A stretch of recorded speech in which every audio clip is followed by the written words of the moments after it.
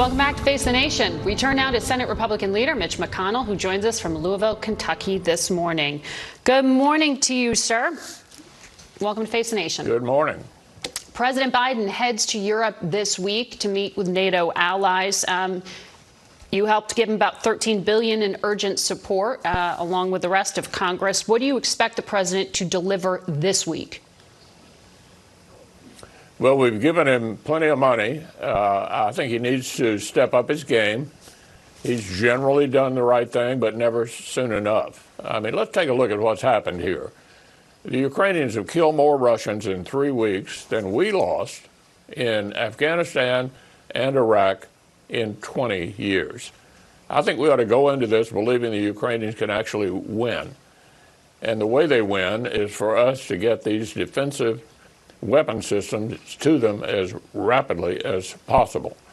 For example, I am perplexed as to why we couldn't get the Polish Russian MiGs into the country. The Ukrainians have plenty of pilots, know how to fly them. In those Eastern Bloc countries, they have Soviet ground-to-air systems that the Ukrainians know how to work. We have the resources we've given to the president to get those weapons in there as rapidly as possible. Right. And then we provided loan guarantees to the countries that ship the weapons into Ukraine to purchase new weapons and probably better weapons from us. So what I'd like to see the president do is to reassure our Eastern Bloc allies. It's fine to go to Brussels, fine to go to Berlin. I'd like to see him go to Romania or Poland or to the Baltics. They're right on the front lines and need to know that we're in this fight with them to win. There aren't a lot of policy differences here, really. You agree with the president that there should not be a no-fly zone. There's a matter of a few dozen MiG fighter jets there, but I don't hear a lot of policy differences from Republicans. In your view, does the $13 billion that you all just authorized ensure the funding of a Ukrainian insurgency if the government were to fall? Like, how long does this money last for? Well, if they need more, we ought to give them more. Look, this is a way to have a no-fly zone in effect, to have these weapon systems, ground-to-air weapon systems, give them a fighting chance to control the air, to shoot down planes and others that are seeking to control the air without the U.S. having a no-fly zone that has our own pilots in there. So I think the weapon systems are available. Look, I think we need to change our attitude here. The Ukrainians can actually win this thing, and that's the attitude we ought to have, that we're in it to help them win. You are very clear in your language there, but others in your party have not been. Congresswoman Liz Cheney has said there's actually a Putin wing of the Republican Party these days. I think she's referring to Congressman Cawthorn, who called Zelensky a thug.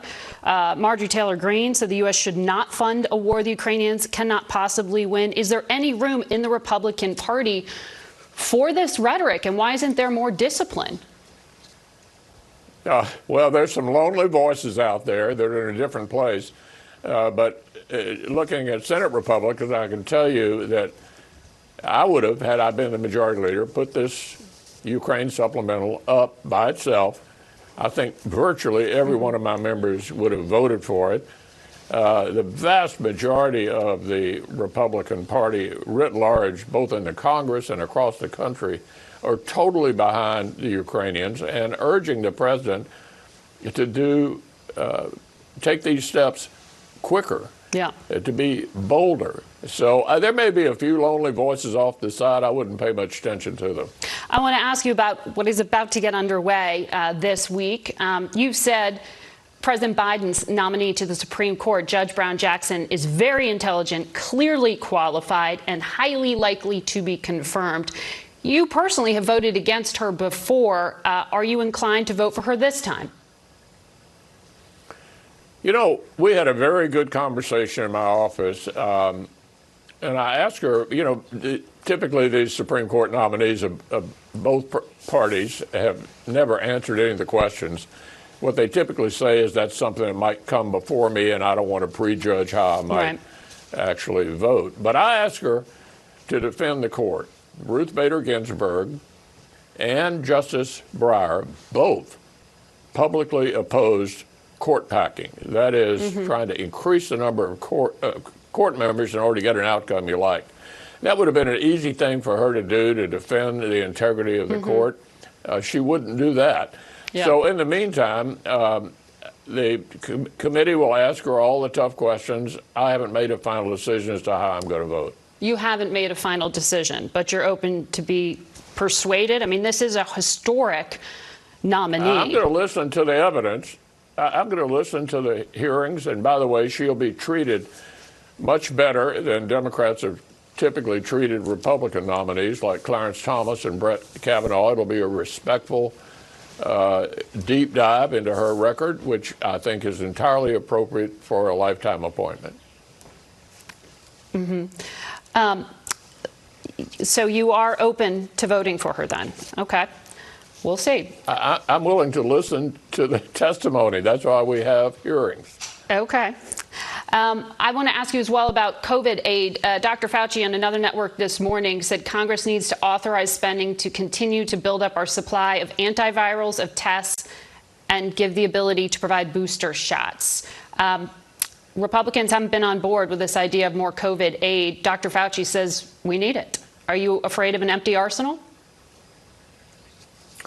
Well, last year, the Congress passed a $2 trillion package, allegedly, for COVID, and passed on an entirely partisan basis. Much of that money is yet to be spent. We're willing to listen to the case that we need to spend more money on COVID, but they ought to reprogram some of this massive amount that was spent last year that's not out the door yet. Yep. So let's take a look at how to pay for it, and then we'll be happy to decide whether or not to support it. Minority Leader McConnell, thank you very much for your time today.